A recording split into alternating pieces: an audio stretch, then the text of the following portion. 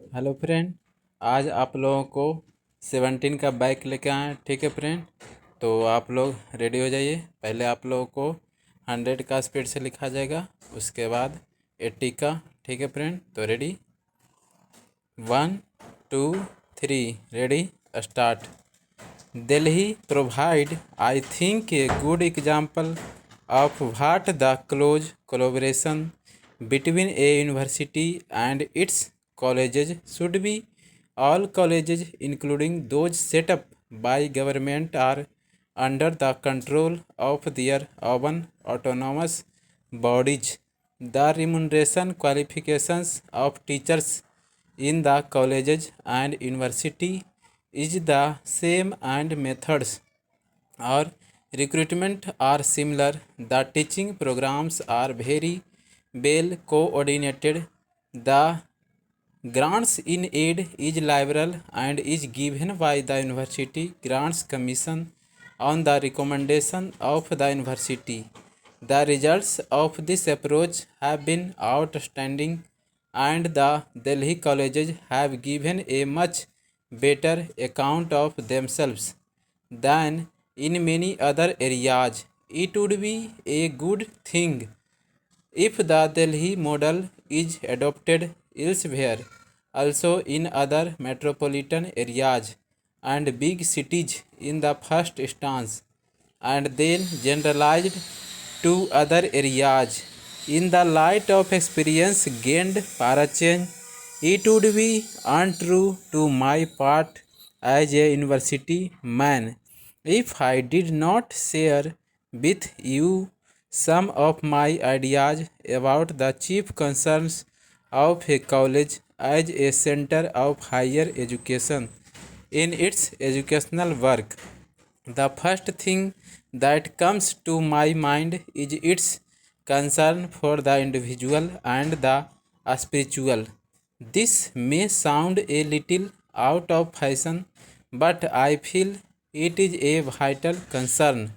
There is a dangerous tendency to neglect the things of the spirit in the overemphasis on material welfare. The final justification of education is an enrichment of life for individual human beings and the full development of their spiritual potentialities.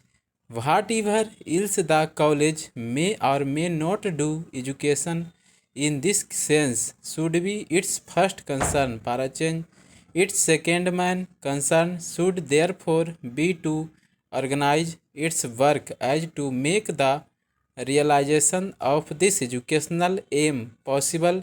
This implies meditation between the subjective mind of the educand and the objective mind concentrated in the manifold goods of culture. Meditation that is between the individual student and his culture, between him and the science, the arts, the techniques, the religious, the moral and legal codes, the social forms, the institutions, the responsibilities in which human culture is embodied, stopped as it bear. But every mind cannot get its recruitment indifferently from any goods of culture. There must be a correspondence between the mind to be educated and the mind embodied in the goods of culture.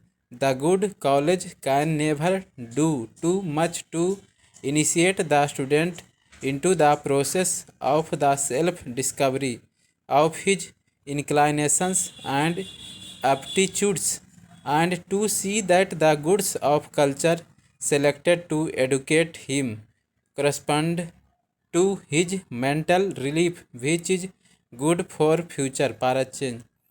तो ये आपका 100 का speech था friend. तो आप लोगों को अब 80 से लिखा जाएगा।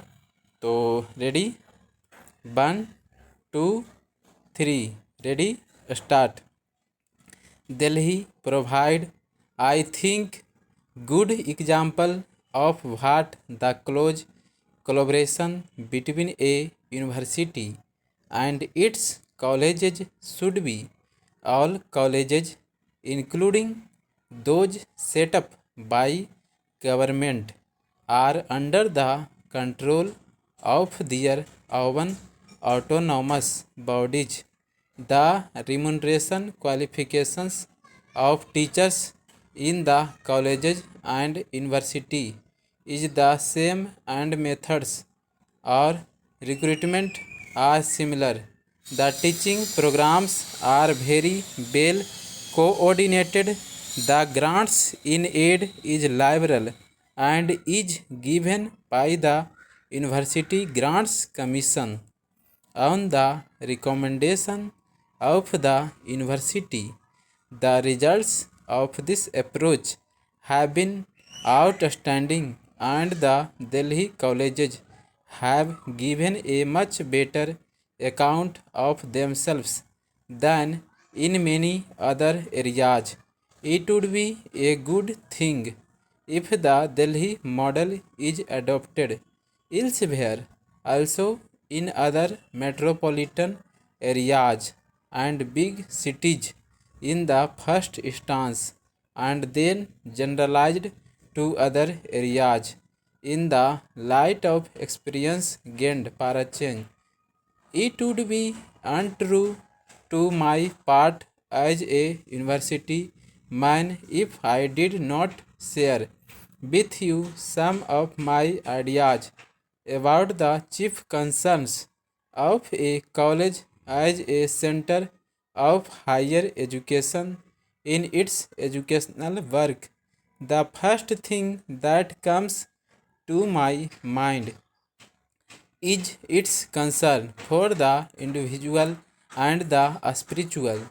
This may sound a little out of fashion, but I feel it is a vital concern. There is a dangerous tendency to neglect the things of the spirit in the overemphasis on material welfare. The final justification of education is an enrichment of life for individual human beings and the full development of their spiritual potentialities. Whatever else the college may or may not do, education in this sense should be its first concern for a change. Its second main concern should therefore be to organize its work as to make the realization of this educational aim possible. This implies meditation between the subjective mind of the educand and the objective mind concentrated in the manifold goods of culture. Meditation that is between the individual student and his culture, between him and the science, the arts, the techniques, the religious, the moral and legal codes, the social forms, the institutions, the personalities in which human culture is embodied, stored as it bear.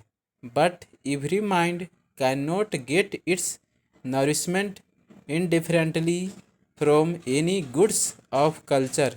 There must be a correspondence between the mind to be educated and the mind embodied in the goods of culture. The good college can never do too much to initiate the student into the process of the self discovery of his inclinations and aptitudes, and to see that the goods of culture selected to educate him correspond to his mental relief, which is good for future. तो ये आपका 80 का speed था. ठीक है friend, thank you.